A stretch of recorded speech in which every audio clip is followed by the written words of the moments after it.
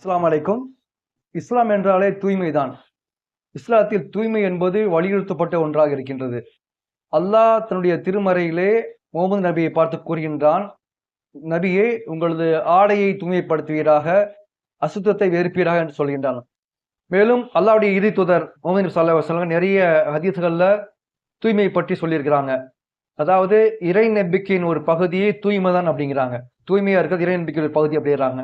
மேலும் நபி ஸல்லல்லாஹு அலைஹி வஸல்லம் சொல்றாங்க, ஒருவர் இரவில் தூங்கி காலையில் எழும்பொழுது தன்னுடைய கைகளை தண்ணீரால் கழுவட்டும் அப்படிங்கிறாங்க. கழுவி எடுத்தா தண்ணீர் குடிக்கணும் அப்படிங்கிறாங்க. ஸோ அந்த அளவுக்கு தூய்மையை வலியுறுத்தியிருக்காங்க. இன்னும் நபி ஸல்லல்லாஹு அலைஹி வஸல்லம் சொல்றாங்க, இஸ்லாத்தில் 5 விஷயங்கள் இயற்கை நியதிகளாக இருக்கு அப்படிங்கிறாங்க. முதலாவது விஷயமா நபி ஸல்லல்லாஹு அலைஹி வஸல்லம் சொல்றாங்க, விருத்த சேசனம் செய்வது, அதாவது சர்க்கம்சிஷன் என்ற சுன்னத்து பண்றது. இன்னைக்கு பாத்தீங்கன்னா டாக்டர்ஸ் கூட எல்லா மதத்தினருக்கும் அதை ரெஃபர் பண்றாங்க. என்ன காரணம்னா, அதாவது ஒருவர் சிறுநீர் கழிக்கும் பொழுது அவருடைய சிறுநீர் நுனித்தோல்ல தேங்கிரும்.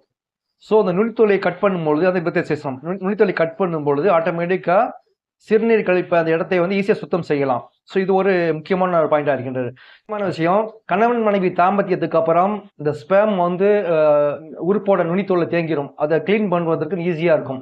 அடுத்ததாக நபி ஸல்லல்லாஹு அலைஹி வஸல்லம் சொல்லக்கூடிய இயற்கை மரபுல 2வதா உள்ளது மர்மஸ்தான முடிகளை களைவது, 3வதாக நகங்களை வெட்டுவது, 4வதாக அக்குள் முடிகளை களைவது, அடுத்ததாக மீசை கத்தரிப்பது. 4 விஷயங்களும் சரி, அதாவது மர்மஸ்தான முடிகளை களைவது, நகங்களை வெட்டுவது, அக்குள் முடியை களைவது, மீசை கத்தரிப்பதெல்லாம் 40 நாட்கள் மேல போகக்கூடாது. அதாவது 40 நாட்களுக்குள்ள என்ன செய்யணும், அதை நம்ம கிளீன் செஞ்சிடணும். இன்னொரு முக்கியமான விஷயம், இந்த மாதிரி பொது இடங்களிலோ சாலைகளிலோ தங்களை மறைத்து கொள்ளாமல் மக்கள் பார்க்குற மாதிரி சிறுநீர் கழிப்பதை இஸ்லாம் முழுமையா தடை செய்யுது. அது மட்டும் இல்லாம அவங்களுக்கு கபருடைய வேதனை பயங்கரமா இருக்குன்னு நபி ஸல்லல்லாஹு அலைஹி வஸல்லம் சொல்றாங்க.